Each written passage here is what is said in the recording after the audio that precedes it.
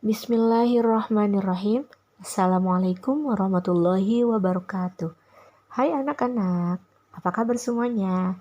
Semoga kalian semua dalam keadaan sehat walafiat dan selalu dalam lindungan Allah Subhanahu wa Ta'ala. Perkenalkan, nama saya Farhatun Nazilah. Biasanya anak-anak memanggilnya atau saya lebih dikenal dengan sebutan Bu Lala. Bertemu dengan saya pada hari ini dengan materi atau pembahasan tentang ilmu tajwid atau tahsin. Nah, sekarang sebelum kita memulai pembelajaran, mari sama-sama kita berdoa agar pembelajaran pada hari ini berjalan dengan lancar dan kalian mendapatkan ilmu yang bermanfaat dan mudah memahami dari materi yang telah diberikan. Kita berdoa bareng-bareng. Bismillahirrahmanirrahim. Raditu billahi robba wa bil islami dina wa bi muhammadin nabiyya wa rasula. Rabbi zidni ilma warzuqni fahma. Rabbi shrahli sadri wa yassirli amri wahlul 'uqdatam min lisani yafqahu qawli. Amin. Oke. Jangan lupa selalu jaga kebersihan dan cuci tangan terlebih dahulu sebelum kita melakukan aktivitas. Baik, sekarang kita akan belajar tentang huruf hijaiyah terlebih dahulu. Di dalam Al-Quran terdapat 28 huruf hijaiyah. Sebelumnya kalian sudah belajar pastinya dong, belajar Iqra. Nah, di dalam Iqra tersebut ada huruf hijaiyah yang hurufnya dari alif sampai ya. Nah, sekarang kita akan belajar membaca yang benar seperti apa. Kalian nanti di rumah diikuti, kemudian disimak. Bagaimana sih cara membaca huruf hijaiyah yang benar? Oke, bismillahirrahmanirrahim. Ada alif, ba, ta, sa. Nah, ingat untuk huruf sa. Sa setelah ta ini lidahnya agak digigit. Sa, jim, ha, kho, dal, zal. Ingat za-nya juga rada digigit lidahnya, zal, ro, zai. Kedua giginya disatukan, zai, sin, sa kecil ya, sin, shin, sa besar, sod, do, to, zo, ain, ghain, fa, kof, kaf, lam, mim, nun, waw, ha, lam alif, hamzah, dan yang terakhir ada huruf ya. Nah, huruf hijaiyah tersebut harus dibaca dengan benar karena di dalam membaca Al-Quran kita harus membaca makhorijul hurufnya dengan secara benar. Ya, sekarang kita masuk dengan pengertian dari ilmu tajwid.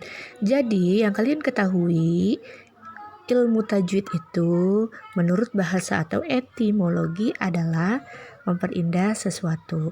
Menurut istilah, ilmu tajwid adalah pengetahuan tentang kaidah serta cara-cara membaca Al-Quran dengan sebaik-baiknya. Jadi ilmu tajwid itu adalah hukum membaca Al-Quran. Bagaimana cara-cara membaca Al-Quran dengan baik?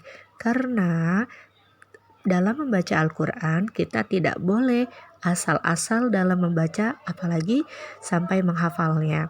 Kita harus tahu bagaimana hukumnya, cara membaca Al-Qurannya dengan baik seperti apa. Kemudian tujuan ilmu tajwid adalah memelihara bacaan Al-Quran dari kesalahan dan perubahan serta memelihara lisan atau mulut dari kesalahan membaca. Jadi seperti itu. Jadi ilmu tajwid itu sangat penting dalam membaca Al-Quran. Kemudian hukum mempelajari ilmu tajwid atau tahsin. Ada dua hukum.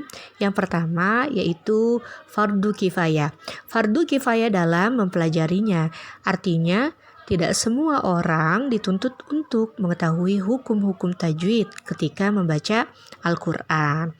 Yang kedua, ada fardu ain. Fardu ain ini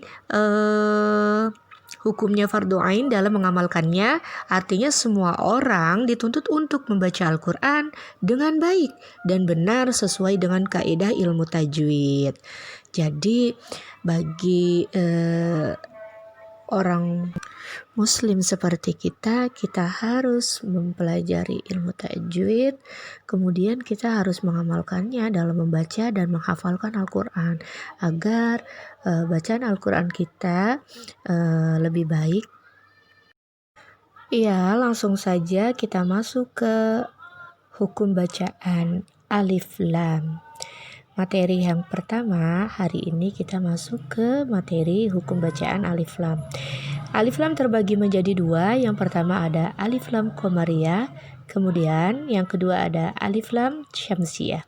Kita bahas satu persatu. Yang pertama, kita akan membahas tentang Alif Lam Qamariyah. Alif Lam Qamariyah itu adalah alif lam yang ada pada sesuatu huruf qamariyah. Hurufnya ada yang 14 di bawah itu. Kemudian dibaca terang atau jelas bunyi L-nya. Jadi alif lamnya atau L-nya itu terbaca dengan jelas. Contohnya nih, Rabbil alamin. Rabbil alamin. Nah, alif lam tersebut dibaca dengan jelas. L, Rabbil alamin. Kemudian contoh yang kedua ada fil ardi.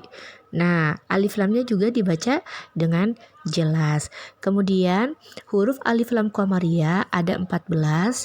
Yang pertama ada hamzah, ba, ghain, ha, jim, kaf, waw, kha, fa, ain, qaf, ya, mim, dan yang terakhir ada ha. Huruf-huruf tersebut bisa dikumpulkan dalam kata-kata ibghi hajjaka wa khaf aqimah. Dan yang kedua ada alif lam syamsiyah. Alif lam syamsiyah yaitu jika alif lam diiringi oleh sesuatu huruf syamsiyah, maka bunyi al-nya alif lam tersebut atau L-nya itu hilang. Kemudian dimasukkan ke dalam huruf yang ada di hadapannya atau di setelahnya. Contohnya seperti ini bacanya. Yaumiddin. Alif lamnya tidak dibaca dengan jelas, akan tetapi dimasukkan kepada huruf setelah alif lam. Dan tanda utama pada alif lam syamsiyah yaitu huruf di alif lam syamsiyahnya itu ada tanda tasydid. Ingat ya, kalau alif lam qamariyah tadi al-nya dibaca jelas, sedangkan alif lam syamsiyah dibacanya tidak jelas atau alif lamnya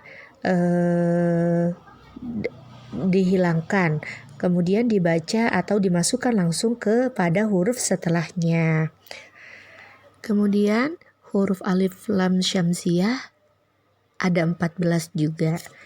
Ya, diantaranya adalah to, sa, so, ro, ta, zai, zal, sin, nun, dal, shin, zo, do, sama yang terakhir ada lam.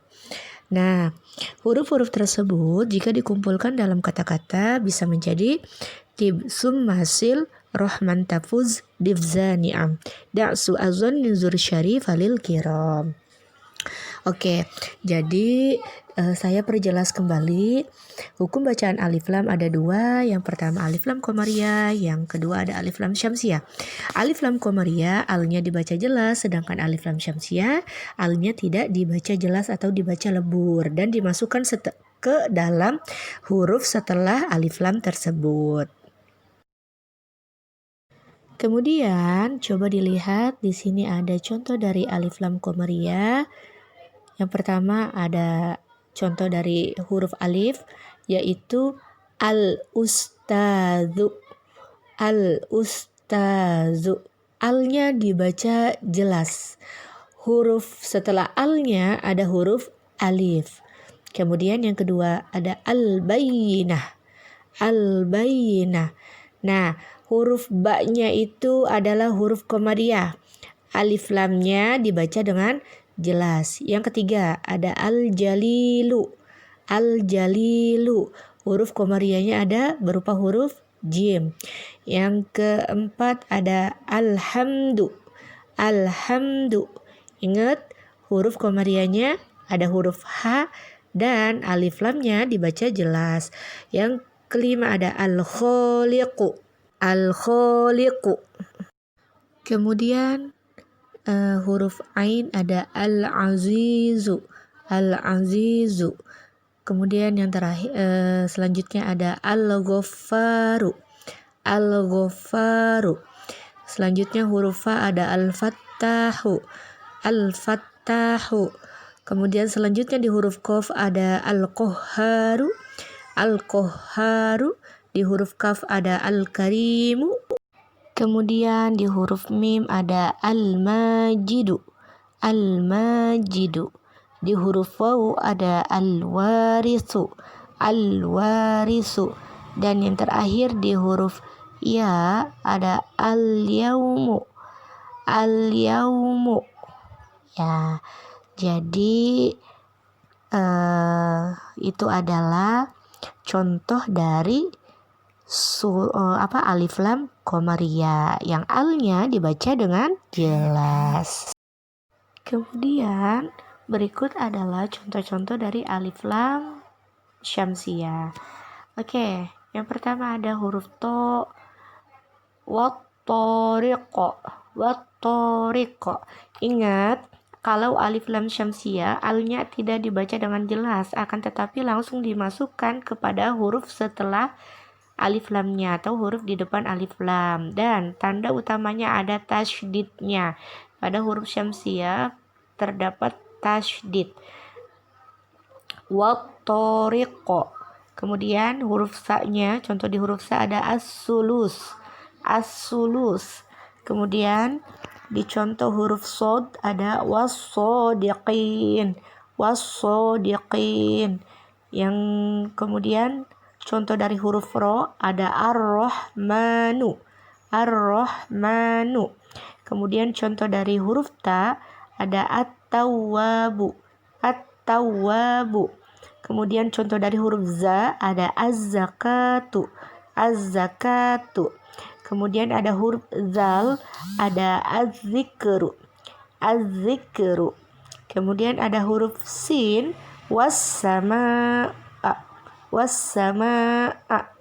Kemudian ada huruf nun an-nusub. An-nusub. Lanjut ada huruf dal ad-dahru. Ad-dahru.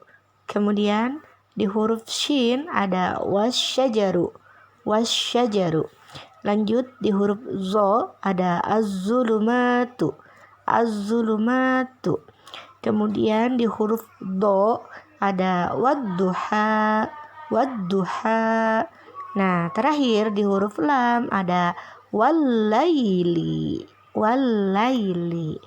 Nah, dari 14 huruf syamsiyah tersebut, ingat, bolehlah ingetin sekali lagi, alif lam syamsiyah alnya tidak dibaca jelas, akan tetapi alnya dibaca samar atau langsung dimasukkan pada huruf setelah alif lam syamsiyah. Jadi harus tahu perbandingan antara al-qamariyah dengan asy-syamsiyah. Baiklah anak-anak, alhamdulillah selesai sudah pembelajaran kita pada hari ini. Mudah-mudahan apa yang telah disampaikan itu bisa kalian serap dengan baik dan bisa kalian pahami dengan baik. Semoga ilmu yang telah didapat pada hari ini bisa bermanfaat bagi kamu, bagi kalian dan bisa diamalkannya dalam membaca Al-Quran dan menghafalkan Al-Quran. Oke, see you next time. Terima kasih telah mendengarkan penjelasan dari saya.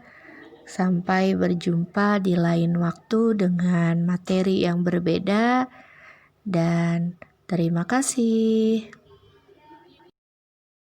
Wassalamualaikum warahmatullahi wabarakatuh. Jangan lupa videonya di like, subscribe, dan di share agar videonya bisa bermanfaat untuk semuanya. Terima kasih. Bye.